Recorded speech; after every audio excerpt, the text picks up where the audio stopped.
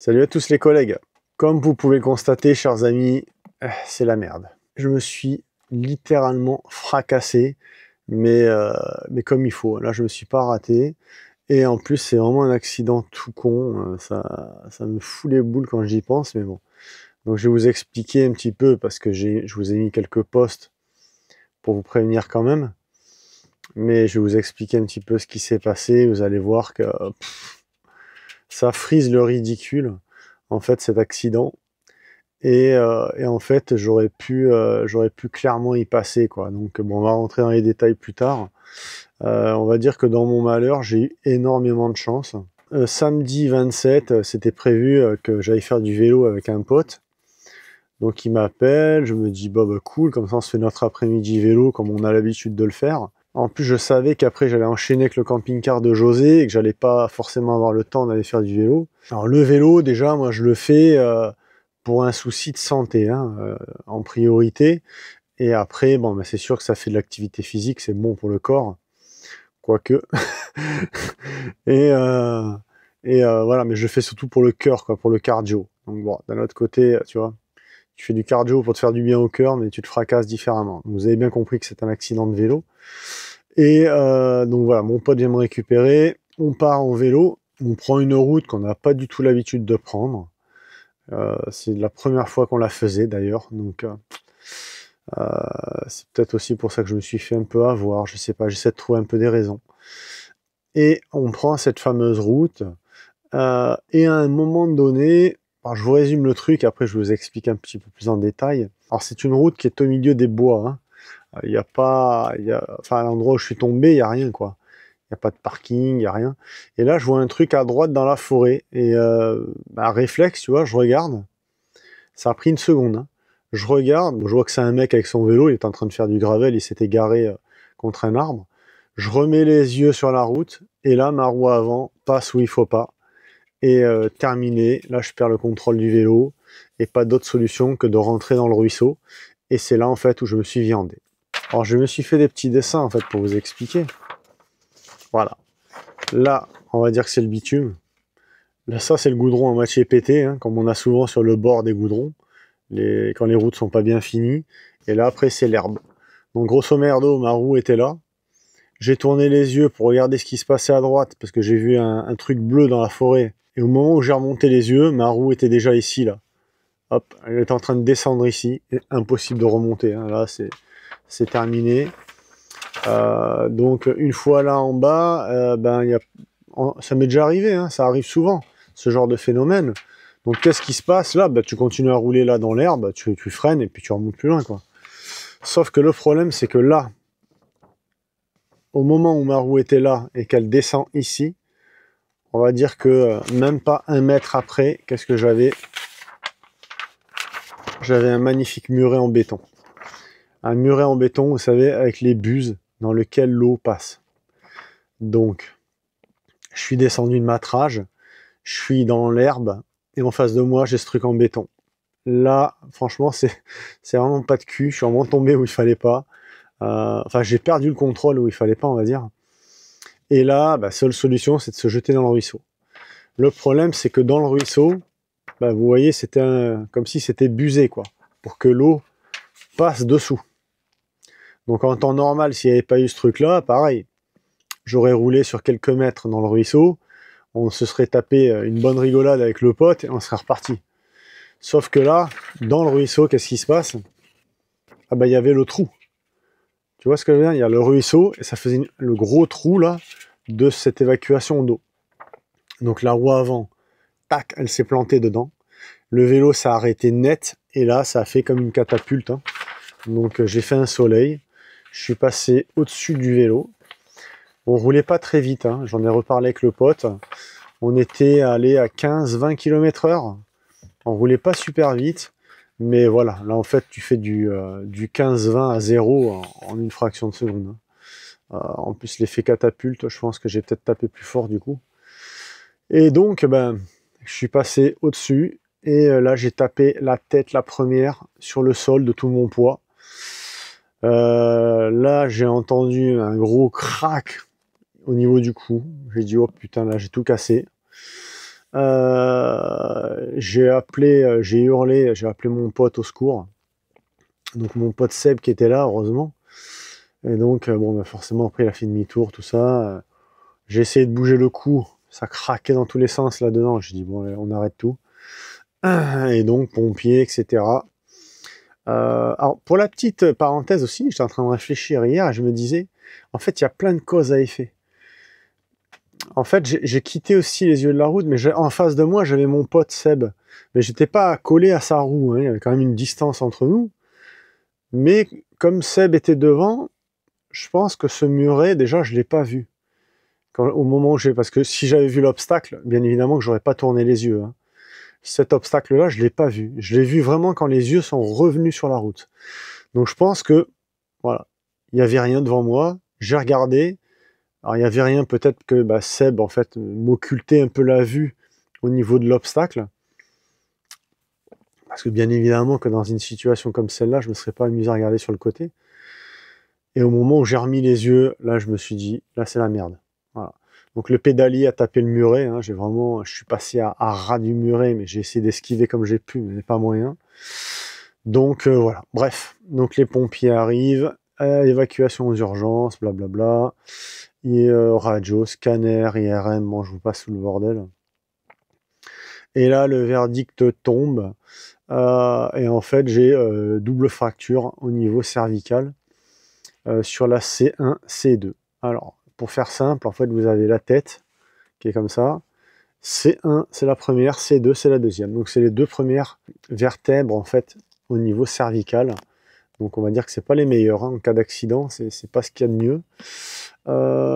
Puisque là, clairement, hein, la docteure, c'était une femme, elle m'a dit, écoutez, là, vous avez double fracture, dont une fracture qui est instable. Donc ça veut tout dire, ça veut dire que comme elle est instable, ça veut dire qu'elle peut évoluer dans le mauvais sens. Donc immobilisation totale, hein, parce que là, si jamais cette fracture continue, on ne sait pas ce qui peut arriver. Et clairement, voilà, je suis passé à côté de la mort, puisque coup du lapin, j'étais pas loin. Et paraplégie, j'étais pas loin non plus, hein, parce que là, double fracture à ce niveau-là, c'est quand même assez dangereux. Donc suite à ça, ils sont venus me prendre les dimensions. En fait, ils m'ont cartographié le haut du corps avec comme un ordinateur, en fait, avec un scanner, pour me faire ce corset-là sur mesure. Donc en fait, j'ai 3 minerves, hein. Une pour la douche, que j'ai récupérée, c'était celle des pompiers.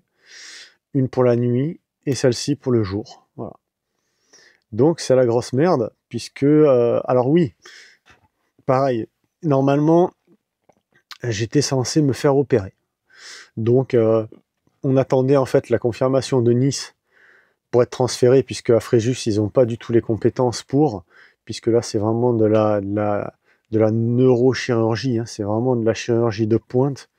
C'est pas n'importe quel chirurgien qui peut s'amuser à faire ça, puisque là, forcément, le moindre loupé, hein, c'est la chaise à roulettes, hein. Donc voilà, donc ils se sont envoyés les images entre Fréjus, Nice, tout ça, et j'ai dû attendre en fait lundi matin la réunion avec tous les professeurs là-bas à Nice pour voir qu'est-ce qu'il advenait de mon avenir, quoi. Et ils ont pris la décision qu'on allait éviter l'opération, puisque dans des zones pareilles, en fait, s'ils peuvent éviter, ils évitent, hein, puisque c'est une zone qui est très à risque. Et donc, là, c'est 3 mois de corset, hein. 3 mois avec ça, avant de pouvoir reprendre une activité normale. Alors, je dis pas que pendant 3 mois, je vais être bloqué à ce point-là, enfin, j'espère pas. Mais toujours est-il que voilà, le docteur m'a dit qu'est-ce que vous faites professionnellement. J'ai expliqué ce que je faisais dans les camping-cars. Il m'a dit ouais, c'est mort, quoi, hein. Il m'a dit que vous n'êtes pas derrière un bureau, voilà, vous c'est cuit, comptez minimum 3 mois avant de pouvoir reprendre le taf. Donc voilà, douche froide, hein, parce que je devais aussi faire le camping-car de José, et je devais le recevoir 3 jours après, donc les boules. Donc ma femme Véro a appelé José pour le prévenir. Et je vais l'appeler aussi là pour qu'on fasse un petit peu le point. Parce que j'avais quand même... j'avais 4 camping-cars, hein, de programmés d'ici fin de l'année. Et là, bah, c'est impossible pour moi. Voilà. Donc c'est la grosse merde, hein. Au niveau des vidéos, bon bah, ouais, quelques vidéos partenariats, je vais pouvoir faire. Et encore, là, je me sens pas à l'heure actuelle. Euh, Et puis les travaux sur les camping-cars, c'est mort, quoi. Donc on va dire que financièrement parlant, ça va pas être la joie pour les 3 prochains mois. Mais bon, bah, on va essayer de s'en sortir, hein. Qu'est-ce que vous voulez, il n'y a pas le choix, hein. On verra comment on peut faire pour s'en sortir. Mais c'est vrai que là, c'est vraiment la merde. C'est vraiment la merde puisque je peux rien faire, quoi. Donc là, je vous fais la vidéo, c'est le matin, parce que le matin au réveil, je suis à peu près bien puisque tout est resté au repos, on va dire, même si je passe des nuits de merde. Mais voilà, j'ai été allongé, donc le poids sur la nuque, tout ça, c'est quand même assez reposé. Mais, euh, mais voilà, quoi. C'est vrai qu'après, dans la journée et fin de journée, ça commence à être compliqué, quoi. Voilà. Donc là, bah, il n'y a pas d'autre choix que d'attendre la consolidation. Au niveau cacheton, si je dis pas de conneries, c'est du tramadol. Tramadol et doliprane, je crois, c'est ça. Donc quand j'ai très mal, je prends le tramadol, si je me trompe pas de nom. Et sinon, c'est doliprane. Voilà. De toute façon, je vous tiendrai au courant parce que je vais quand même faire des petits lives et tout, hein. Là, je vais avoir du temps, hein. J'ai rendez-vous avec le spécialiste à Nice le 19 octobre. La veille, je ferai une radio en fait. Et je pense que de là, il va voir un petit peu comment ça a évolué depuis les dernières images qu'il a eues. Donc voilà la petite histoire. Vous voyez, vous faites du vélo pour faire du bien à votre cœur et vous vous fracassez. Mais là vraiment, c'était vraiment la faute à pas de chance, hein. Euh, J'aurais plus cru me faire mal un jour en moto qu'en vélo. Parce qu'en vélo, franchement, c'est de la balade, c'est du bonheur. On prend pas de risque en vélo, quoi. Enfin, avec mon pote, je veux dire, Alors, j'étais casqué, hein, aussi, hein. J'avais le casque, hein. D'ailleurs, heureusement, parce que je pense que j'aurais une fracture ouverte ici devant. Parce que j'ai tapé le haut du crâne.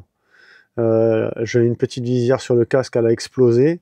Euh, Bon, après, j'ai eu quelques... Je sais pas, là, si on voit, mais... J'ai ici, je sais plus où. J'ai eu un hématome sur le pied. J'ai eu une douleur à l'épaule aussi. Là, elle se calme un petit peu, mais par moments, elle revient. Mais heureusement que j'avais le casque. Et ouais, du coup, alors, comme moi, j'avais déjà des antécédents au niveau cervical, C5, C6 où j'ai une hernie. Alors, je sais pas s'il y a un lien, mais en fait, j'ai ce bras-là, il est engourdi depuis. Voilà. Il est resté engourdi. Et comme auparavant, j'avais déjà fait une névralgie à cause de cette hernie au niveau bras droit, je pense que c'est la névralgie qui s'est réveillée. Donc ça, il faudra que je voie ça avec le professeur. Mais à mon avis, c'est la névralgie qui s'est réveillée. Voilà. Bon, ben, les copains, c'était la petite vidéo pour vous tenir au courant, voilà, sur ce qui m'était arrivé, puisque beaucoup d'entre vous se sont inquiétés, croyaient que j'étais tombé d'un toit d'un camping-car ou en moto. Et comme quoi, vous voyez, c'est ni l'un ni l'autre, hein. C'est vraiment un truc tout bête, tout con. Quand j'y pense, je m'en veux, mais franchement, c'est un truc tellement débile que ça paraît improbable. C'est... Quand j'y pense, je me dis, ah, c'est pas possible, quoi. Alors, on n'est pas du tout dans le même schéma, mais ça me fait un peu penser à l'accident de Schumacher, quoi.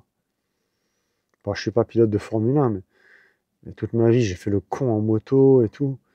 Et là, en vélo, à 15 km/h, je me fracasse, quoi. Bref. C'est comme ça, c'est la vie, qu'est-ce que vous voulez y faire? Ah oui, je tenais également à vous remercier parce que j'ai eu beaucoup de messages de soutien. Je peux pas répondre à tout le monde, hein, parce que franchement là je suis vraiment pas en forme là, pour répondre à tous les commentaires. Mais je lis tous les messages et ça me fait énormément plaisir. Et donc bah, je vous remercie infiniment, hein, pour tous ces messages de soutien. Pardon, hein, j'ai vraiment du mal à parler avec ce truc qui m'appuie sur le menton. Et puis voilà, je vous remercie beaucoup. Je vous embrasse et je vous dis à très bientôt les amis, on se retrouve dès que possible. De toute façon, même si je fais pas des vidéos, je ferai des petits lives. Euh, je ferai des petits lives, ça c'est possible je pense. Bon là je suis encore un peu fébrile pour faire un live d'1 heure, mais d'ici quelques jours je pense que ça devrait être jouable. Allez, je vous remercie les amis, je vous embrasse et je vous dis à très vite. Ciao.